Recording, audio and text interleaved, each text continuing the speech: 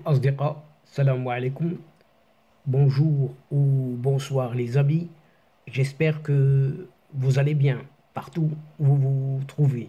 En tout cas, c'est ce que je vous souhaite et pour le meilleur de toutes les situations et de toutes les circonstances.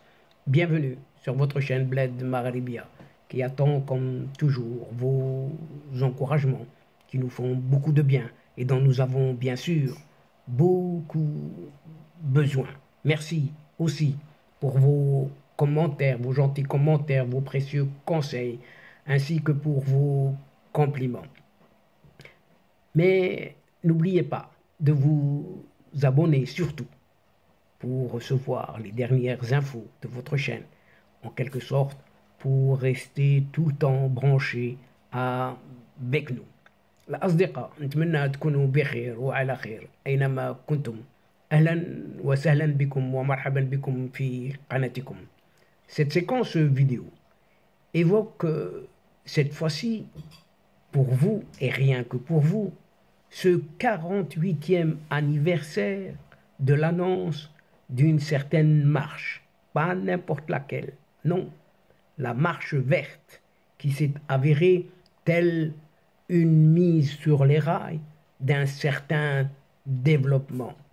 En effet, c'est avec fierté et allégresse que le peuple marocain commémore ce 16 octobre, ce fameux memento de l'annonce par feu Hassan II de la marche verte, une étape phare et unique en son genre dans l'histoire avec un grand H du Maroc pour le parachèvement de son intégrité territoriale.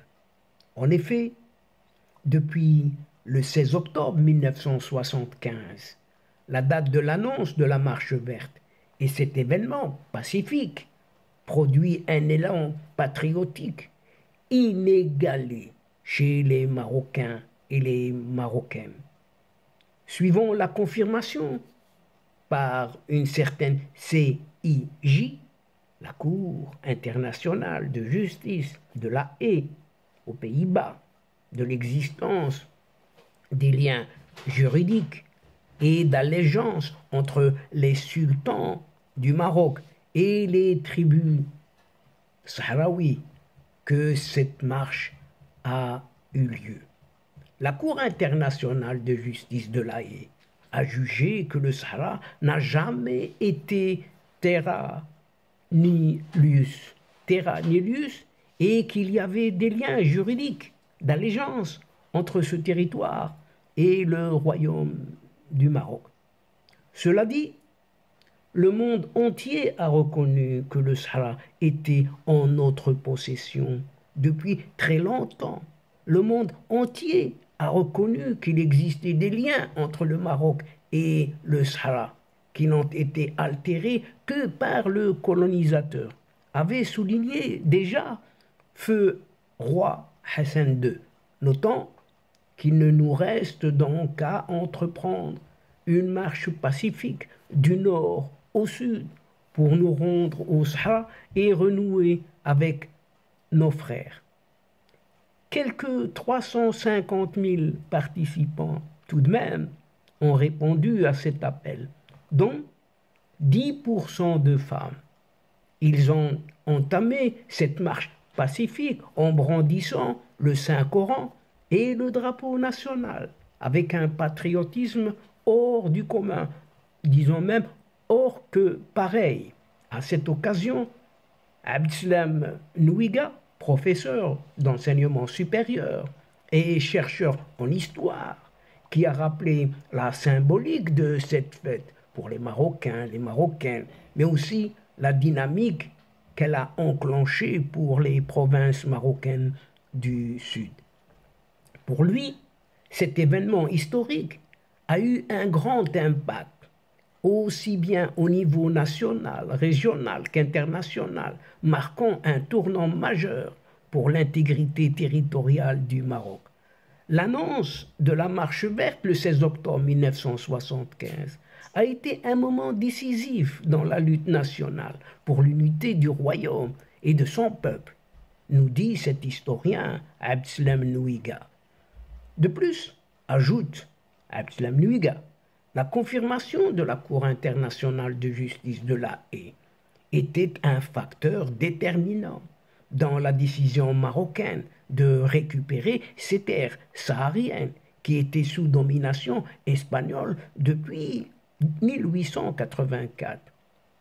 En insistant sur son côté pacifique, ce chercheur en histoire, Abdeslam Nouiga, confirme que l'objectif de la marche verte était d'éviter tout conflit militaire avec ses conséquences de destruction et de violence en faveur d'une résolution pacifique et de la récupération des territoires par le dialogue uniquement.